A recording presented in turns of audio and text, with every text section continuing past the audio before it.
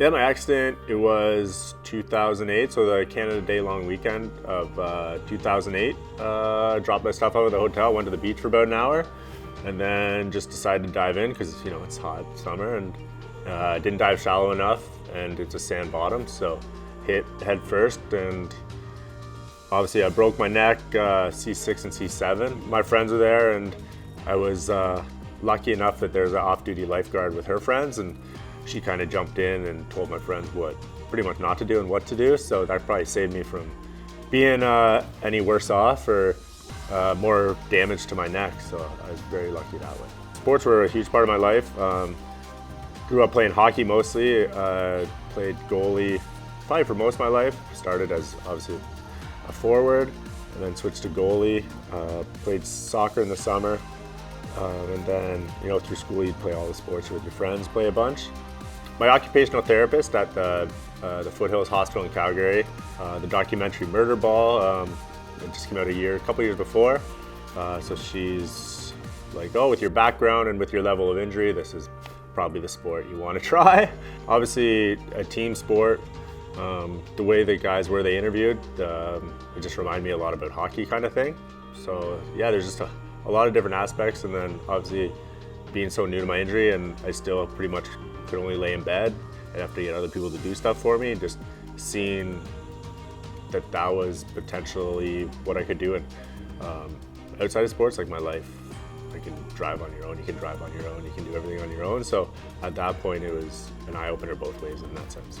And my first time, it was just a demo. So Erica Schmutz, she used to be on Team Canada. She had just got back from Beijing and did a demo at my rehab hospital in Toronto here, the Lyndhurst.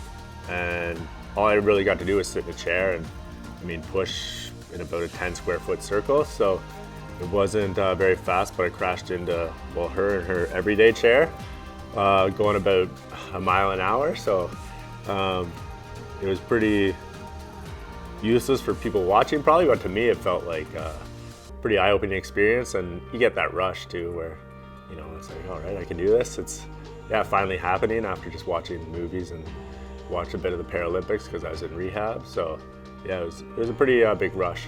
So meeting people that have gone through a similar situation as you, it was huge, especially I got started right away, so I was still pretty not independent.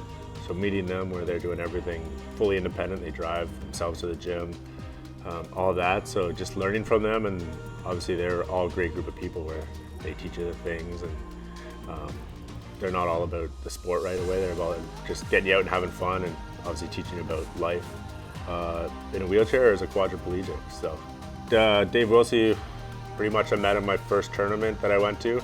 We were in Brockville for the tournament, so he was coming in after I'd got there, and we were in a hotel room, just meeting players and, you know, being do what you do at tournaments. He's a fun guy, he likes to joke around, so he was welcoming right off the bat. Obviously the first time I watched him, I was like, I'm never gonna be that good. I can barely push up and down the court. I'm like the same classification as this guy. So that whole thing was eye-opening to see how fast the sport actually was and how fast they were. But he was good. He kind of told me and coached me pretty much along the way. And we were the same position, so he got me for the most part to where I was. And yeah, now he's our assistant coach with Team Canada after, what, five Paralympics, so not too many people can say that.